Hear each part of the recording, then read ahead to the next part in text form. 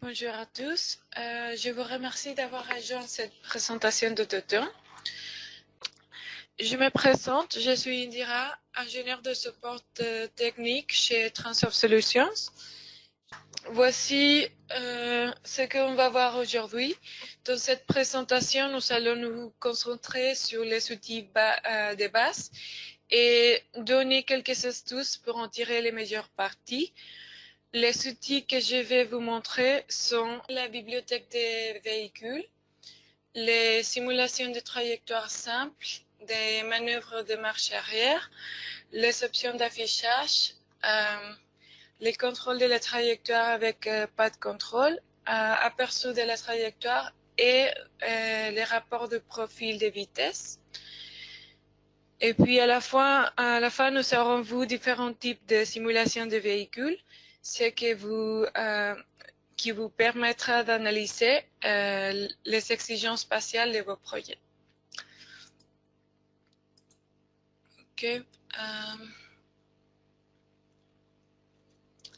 On va passer maintenant à la présentation technique. Je suis ici sur ma plateforme CAO, sur AutoCAD. Et ici un exemple de parking pour lequel j'ai vu évaluer une manœuvre très simple. On va faire passer un véhicule autour de cet îlot. Alors, Autoturn va apparaître sur quelle que soit ma plateforme en tant qu'arrobant. On l'a ici. Et on commence toujours par le premier icône, paramètres, qui permet de paramétrer les logiciels. Ici, dans Général, on va choisir l'unité de mesure des dessins. Dans ce cas, je vais laisser mètres. Et ça, c'est très important de toujours vérifier parce que sinon, les véhicules, ça ne va pas être de bonnes dimensions. OK. Donc, la deuxième chose qu'on va faire, c'est de choisir un véhicule. On clique sur véhicule pour accéder à la bibliothèque. Ici, vous avez un choix énorme. Vous avez accès à toutes les bibliothèques de monde et toutes les bibliothèques normalisées, on peut les trouver là. Aussi des bibliothèques spéciales Transoft Solutions et des bibliothèques complémentaires par thème. Vous pouvez trier les bibliothèques ici. Si on choisit classe, on peut trouver des véhicules selon l'industrie. On peut les trier aussi par nombre d'éléments. On peut voir des véhicules à un élément, 2, 3, 4, 5 et 7 éléments. Donc, ce sont à chaque fois des véhicules plus spécialisés. Ici, dans récent, on peut voir les véhicules qu'on a récemment utilisés. Si on les trie par région, on peut voir les véhicules selon les régions ou les continents. Et par pays, on peut voir ici les véhicules de France. Pour la France, nous avons 3 bibliothèques. Ce sont les bibliothèques CEREMA, CERTUAF-Nord et la bibliothèque France. Puis, pour la Suisse, nous avons 3 bibliothèques aussi. Les bibliothèques de l'ACN et la bibliothèque Vif-Lucerne. Et puis, pour la Belgique, normalement, les normes de Pays-Bas sont utilisées. Donc, voilà. Si vous triez les véhicules ici par aucun groupe, tous les véhicules seront affichés. Et puis, à l'intérieur, c'est possible aussi de les trier si on clique sur le titre des colonnes. Et puis, avec ces boutons-là, on peut configurer la liste des véhicules. Ici, il y a encore des colonnes disponibles et on peut rajouter ou enlever des colonnes selon nos besoins. Puis, nous avons une bibliothèque personnalisée.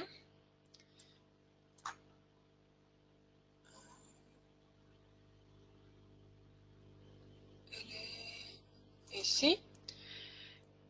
Et dans la bibliothèque personnalisée, on va trouver les véhicules que nous avons créés ou modifiés.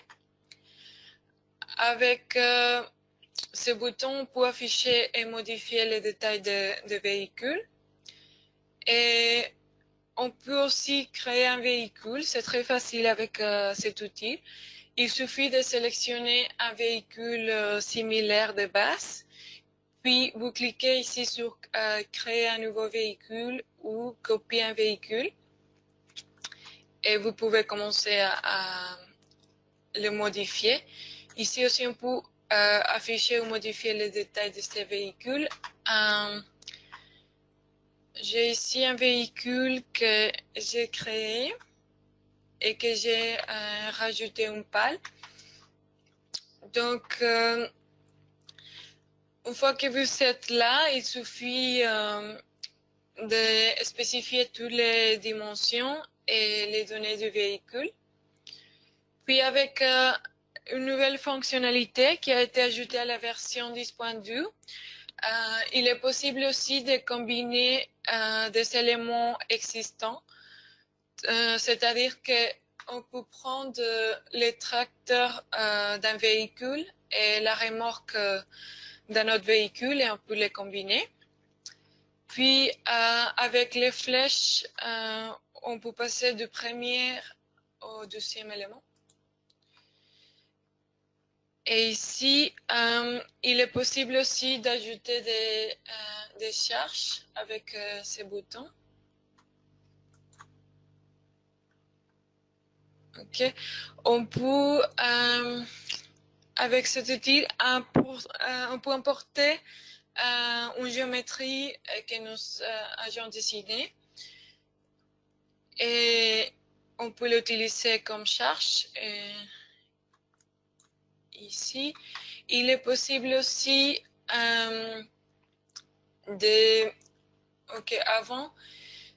il faut noter que notre bibliothèque supporte des véhicules avec la direction arrière indépendante, comme celui-ci.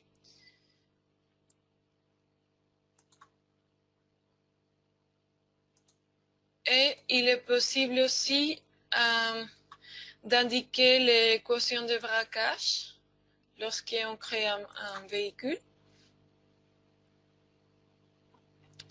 Comme vous pouvez noter, il est possible de générer des véhicules de manière très spécialisée.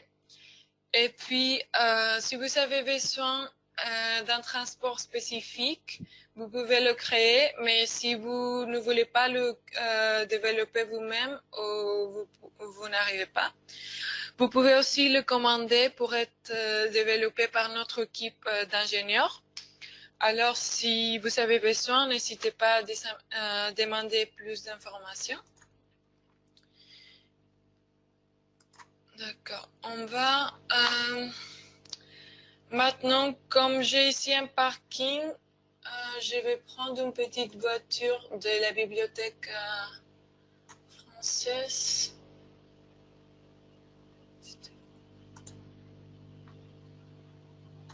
Ok, que j'ai ici, c'est la petite citadine.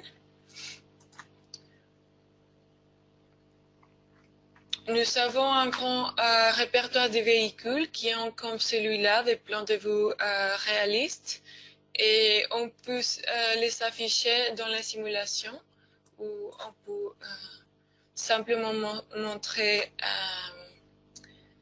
un carré.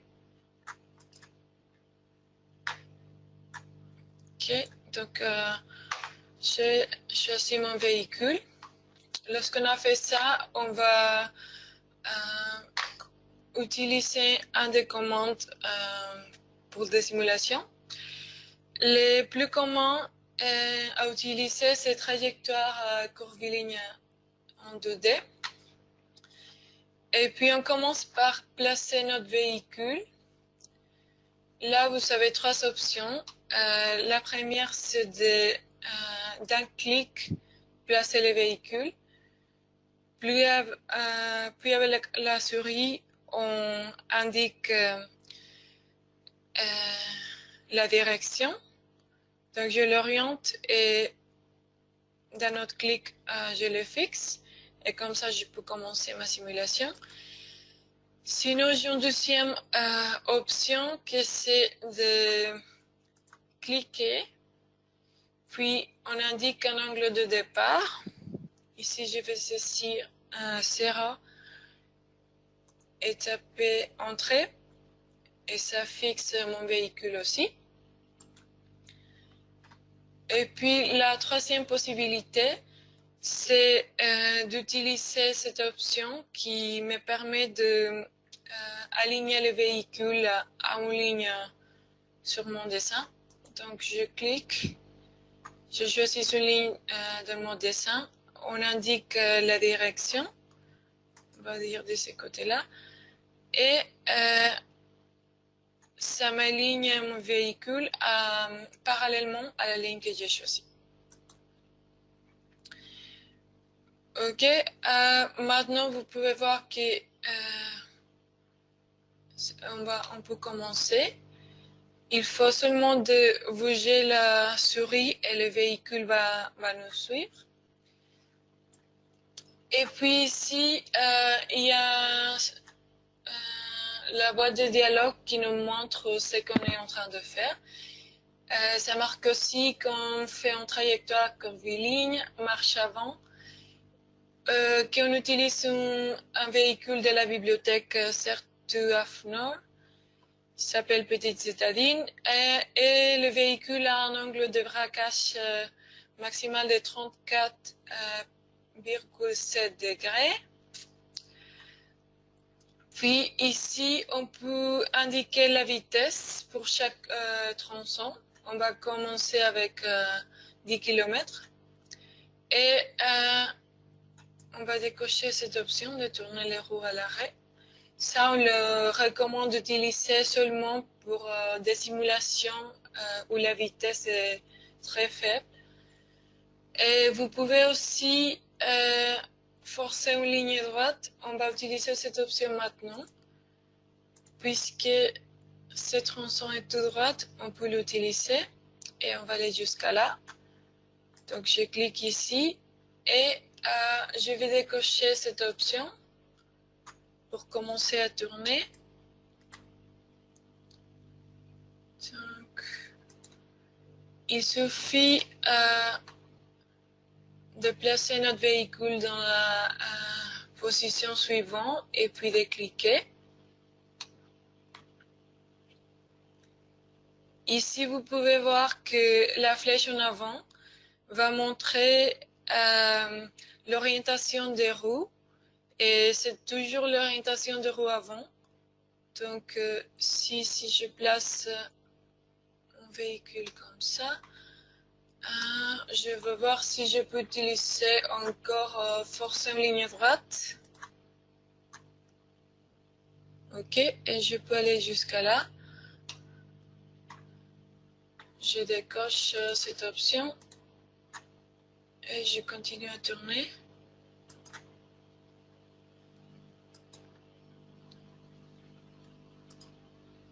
Ok, là, si j'ai cliqué trop vite, on peut quand même annuler un tronçon. Je clique ici, annuler, et ça va m'annuler ma dernière position. Et je peux recommencer. Ok. Si je tourne. Ok. Et là, peut-être que je peux forcer une ligne droite.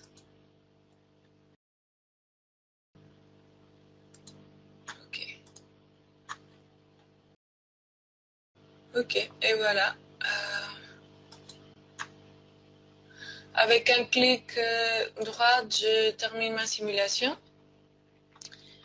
Et comme ça, nous avons généré une première simulation. Ok, je vais passer au deuxième exemple.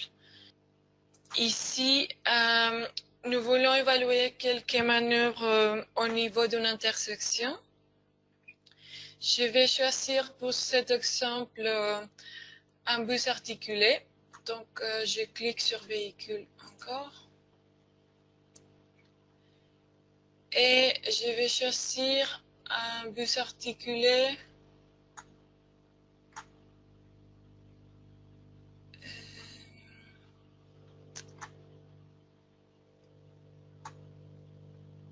Okay. Celui-là de la bibliothèque CEREMA.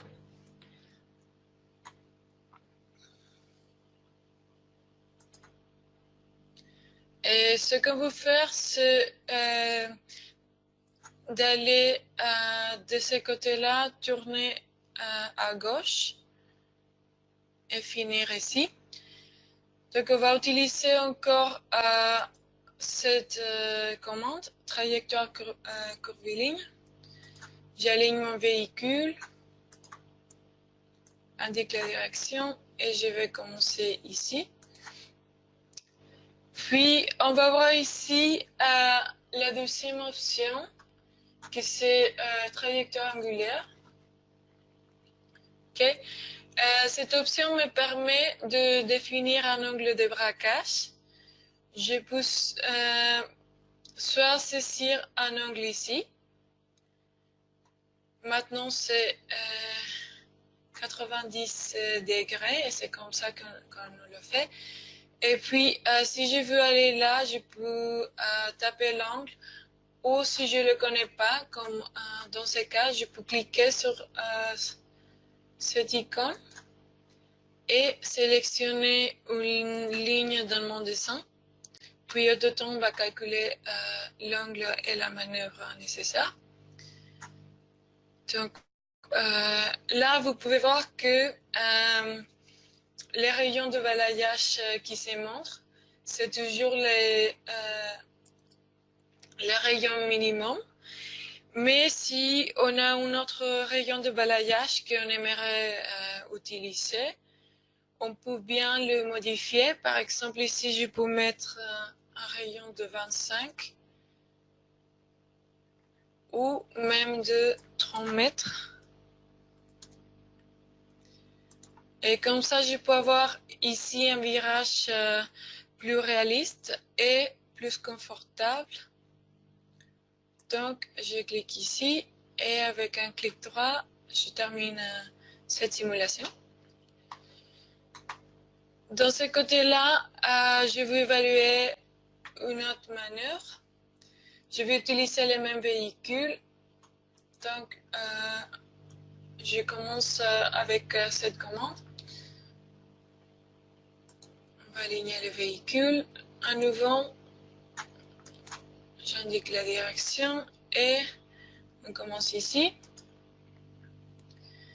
Puis, on va essayer la troisième commande, que c'est trajectoire de survirage angulaire, mais de survirage. Et cette option me permet de donner une compensation à l'entrée et à la sortie. Donc, je peux indiquer aussi les rayons de balayage, mais je vais utiliser les boutons pour indiquer cette ligne. Et puis, je peux lui donner ici un décalage d'entrée de 1 mètre ou sinon de 2 mètres. Et on va laisser que Toton calcule ici le décalage des sorties. Ok. Comme vous pouvez voir, ça ne marche pas très bien là. Mais Je vais vous montrer une autre commande. Ici, nous avons cet outil pas de contrôle qui nous permet d'éditer ou modifier notre simulation. Donc, ce que je peux faire, c'est d'abord de modifier la position initiale de mon véhicule. Ok, dans ce cas, je ne peux pas la modifier beaucoup. Je peux ajuster le dégagement et je peux ajuster aussi les rayons de braquage. Ok, donc ici, non, je ne peux pas changer la position initiale.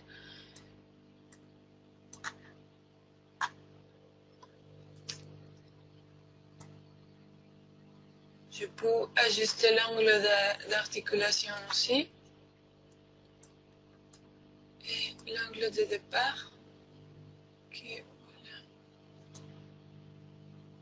Je vais le laisser comme ça. Et puis...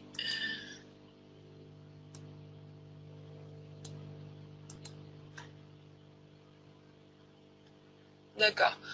Donc, ça me permet de faire des modifications mineures, mais dans ce cas, c'était pas possible de tout ajuster.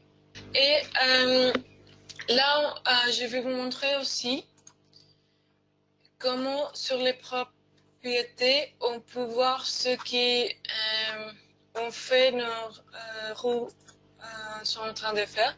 Donc, si on affiche les nœuds avant et nœuds arrière, on clique ici sur mettre à jour.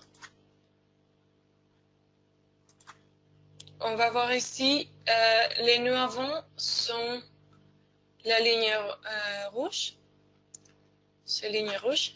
Et on peut voir ici que par exemple de ce côté-là, c'est seulement la carrosserie ou l'enveloppe de la carrosserie qui dépasse un petit peu la ligne de peinture.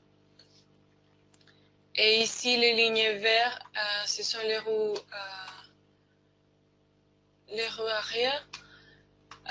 On peut aussi, ici sur la partie édition, on peut placer un véhicule.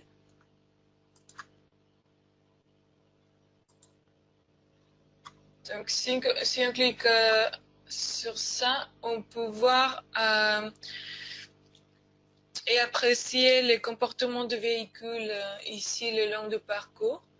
Ici, je peux voir que c'est seulement la carrosserie qui dépasse, mais ici, en bas, c'est effectivement mes roues.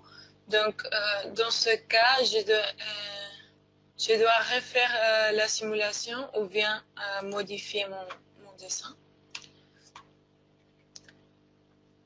On va continuer avec un autre exemple. Ici, c'est un centre de chargement et déchargement où je veux utiliser un semi-remorque qu'on va entrer par ici et puis se connecter à ce quai de chargement. Et puis on va détacher la remorque et sortir à nouveau. Donc pour cet exemple, je vais utiliser un véhicule différent. J'utilise ce véhicule de la bibliothèque française. Et on commence toujours par trajectoire curviligne. Je vais aligner mon véhicule ici.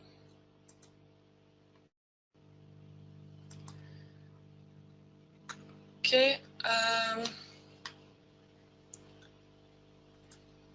Puis ici, je vais sélectionner 2 km par heure. Et pour raison de rapidité, je vais utiliser ici un angle que je connais et que ça marche, que c'est 95.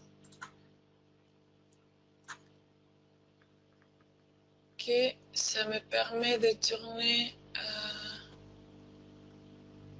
ouais, jusqu'à là. C'est un petit peu juste. Et puis, on peut passer, c'est très facile de passer au cours d'une même simulation. On peut passer à trajectoire à curviligne. Ah, ok. Non, je sais ce que je voulais faire. Je vais tout d'abord, je vais changer les propriétés parce que dans ce cas, je ne suis pas intéressée par ce qui se passe avec les roues. Donc, je vais mettre à jour ça. Ok. Et si j'ai arrêté une simulation, je peux tout de même la continuer. Avec les menus d'édition, je sélectionne ici « Continuer la simulation ». Et ça me permet de continuer et copier ou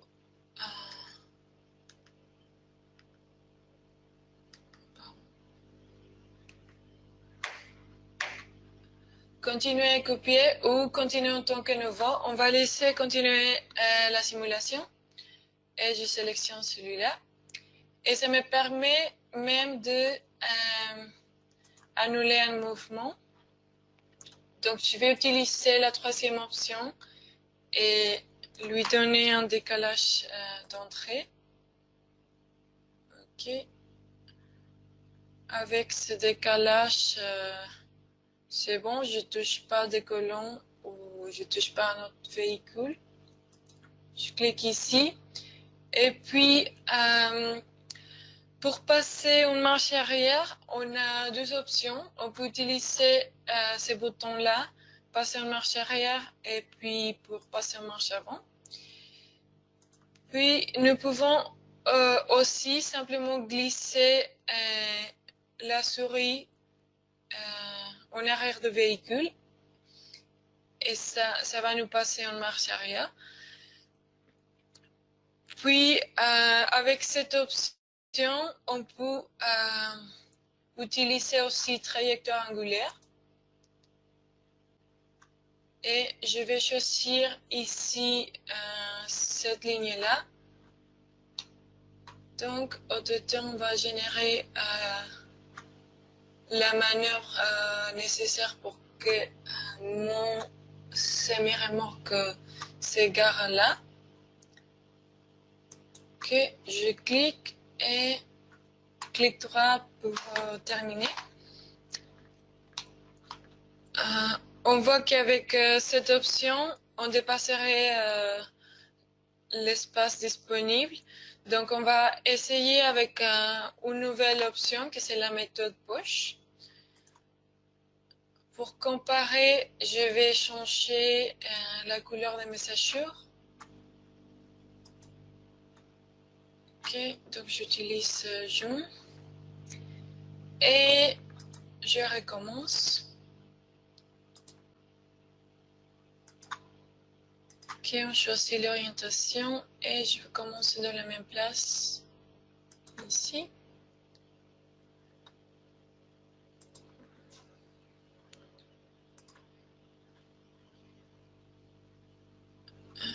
Ok, puis je vais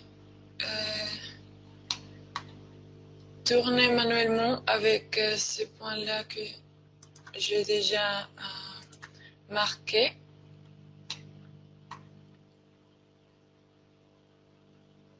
Ok.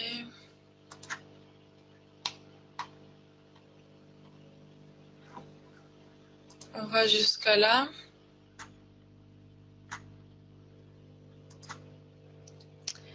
Ok, et puis une fois encore, je glisse en arrière et oui, ça active ma marche arrière. Et puis ici, cette deuxième méthode qui me permet de diriger à partir du premier élément. On va cocher pour l'utiliser. Et avec cette méthode, on peut générer donc une manœuvre plus réaliste. Et on va voir la différence.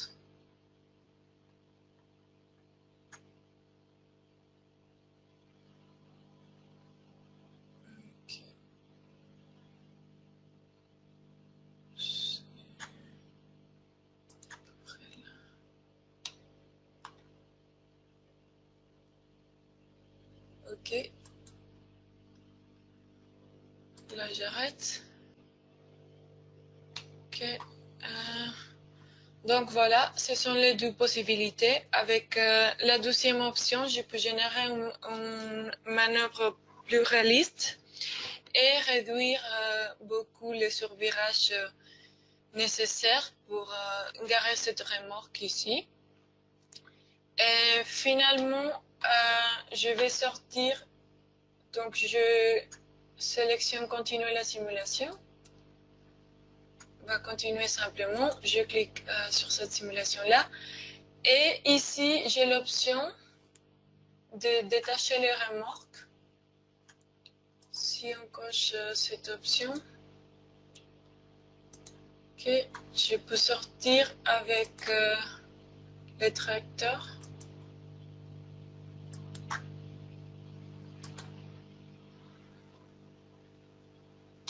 Et voilà, ça c'est notre exemple. Là, je vais passer à mon dernier exemple. Ici, ok. C'est un giratoire où on veut utiliser un bus articulé encore. Je vais trouver mon bus ici dans récent.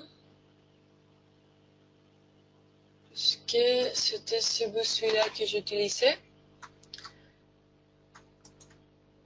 Ok. Avec cet exemple, je vais vous montrer qu'il y a...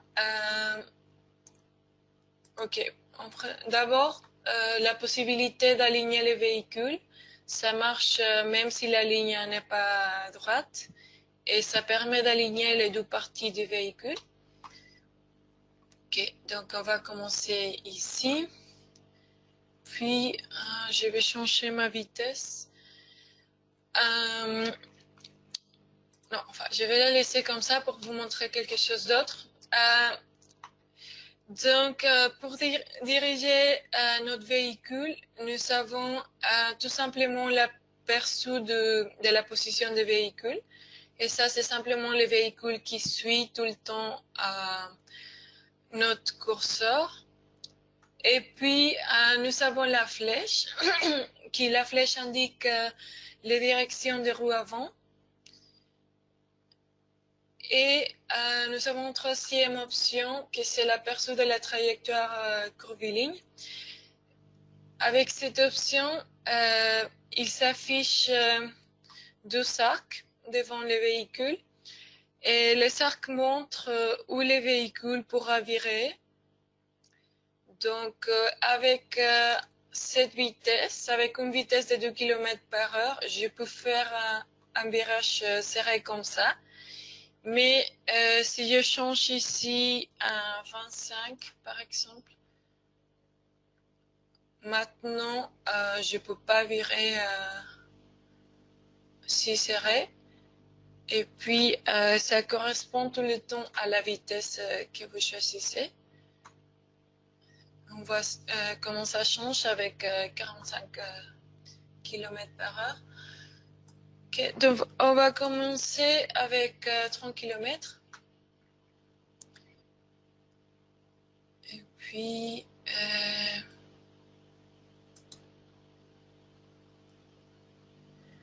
là, je vais rentrer à mon giratoire et je vais changer ma vitesse 15 km/h. Donc, il est possible d'indiquer pour chaque tronçon la vitesse de notre véhicule.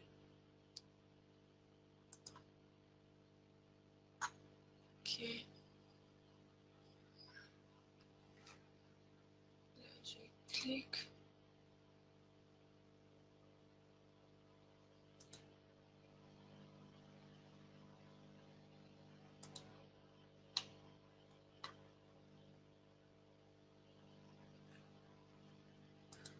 Et voilà.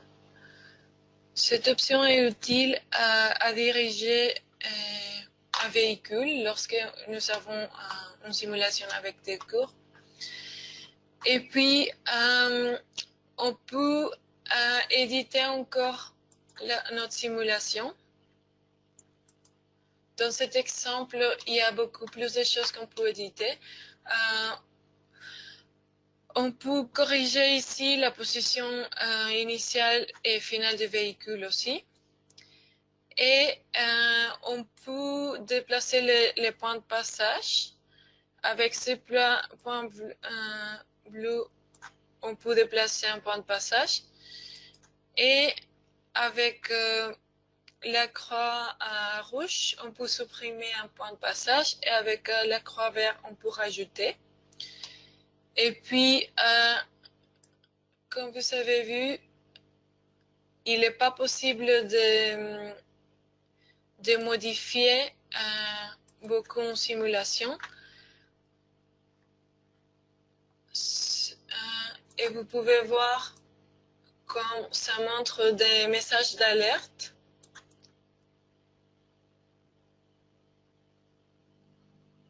Ok, donc je ne vais pas la toucher, c'était bien comme ça. Puis j'arrête avec clic droite.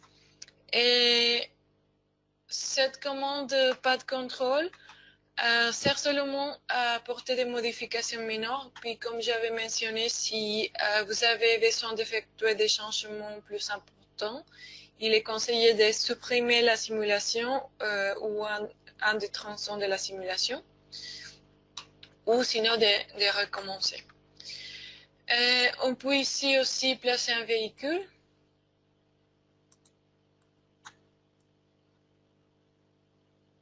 Et on peut apprécier qu'il y a suffisant espace pour que notre véhicule passe.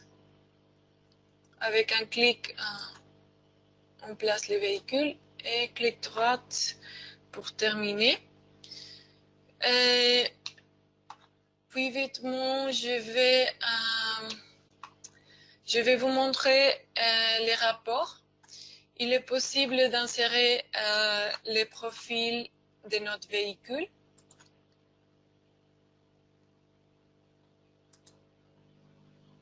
Pour avoir les informations de véhicule. Et puis, il est possible aussi d'utiliser des rapports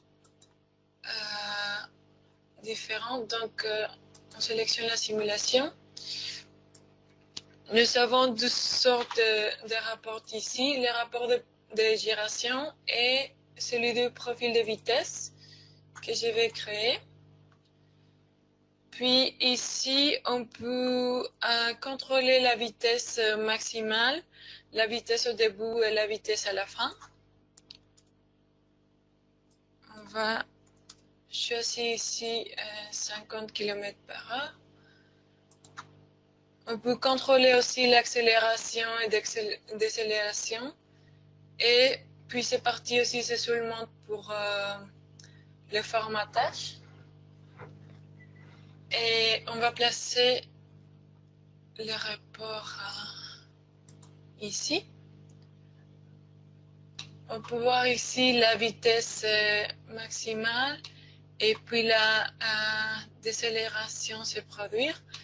Et en même temps qu'on a ce rapport ici, Autotune va indiquer sur la simulation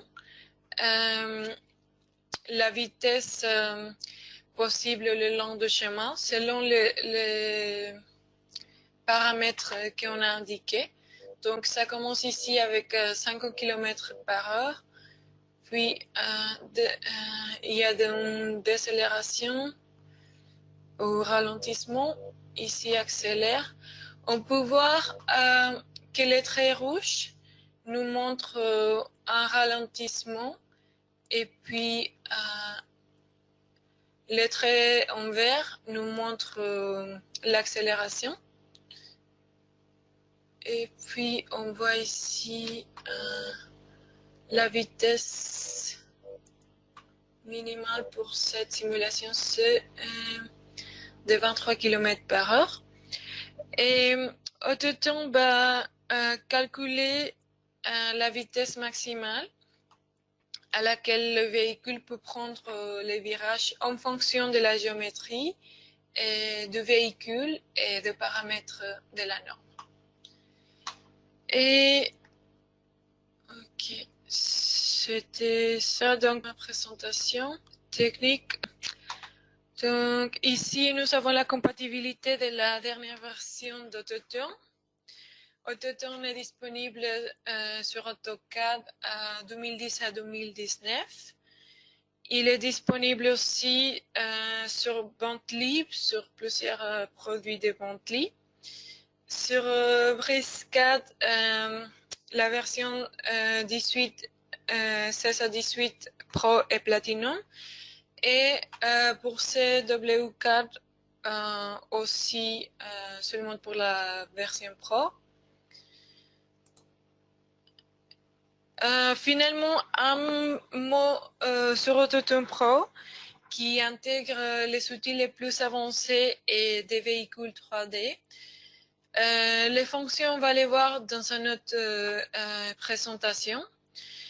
Mais maintenant, je veux seulement rapidement mentionner les capacités d'Autoton Pro qui utilisent l'intelligence artificielle et la technologie 3D pour faciliter la modélisation rapide, même pour des scénarios plus complexes en termes de surface et de véhicules.